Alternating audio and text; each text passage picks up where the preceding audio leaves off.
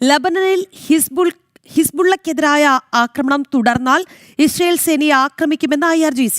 വടക്കൻ ഇസ്രയേലിൽ വിന്യസിച്ചിരിക്കുന്ന സേനാ വിഭാഗത്തെയും ഗാസയിലെ സേനാ വിഭാഗത്തെയും ആയിരിക്കും ലക്ഷ്യം വയ്ക്കുക എന്നാണ് ഇറാൻ പറയുന്നത്. യുദ്ധം അവസാനിപ്പിക്കാനുള്ള ട്രംപിന്റെ 15 നിർദ്ദേശങ്ങൾ ഇറാൻ സ്വീകരിച്ചേക്കില്ല എന്ന റിപ്പോർട്ടുകളും പുറത്തുവരുന്നുണ്ട്. അതേസമയം പശ്ചിമേഷ്യയിൽ US സൈനികരെ വിന്യസിക്കാനുള്ള നീക്കങ്ങൾ മുന്നോട്ട് പോകുന്നതായി പെന്റഗൺ അറിയിച്ചിട്ടും ഉണ്ട്.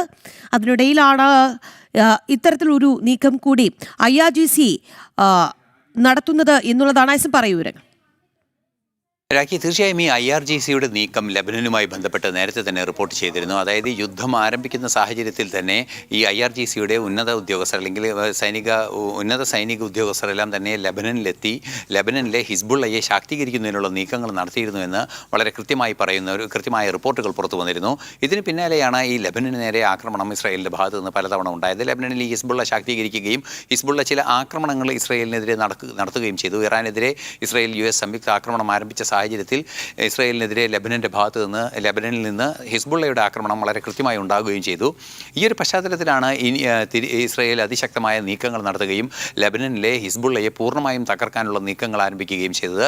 ഈ ഒരു സാഹചര്യം നിലനിൽക്കുമ്പോഴാണ് നമുക്കറിയാവുന്നതാണ് ഹമാസ് ആയാലും അതുപോലെ തന്നെ ഹിസ്ബുള്ളയായാലും ഇറാൻ്റെ പ്രോക്സി വിഭാഗങ്ങളാണ്, IRGCയുടെ പ്രോക്സി വിഭാഗങ്ങളാണ്.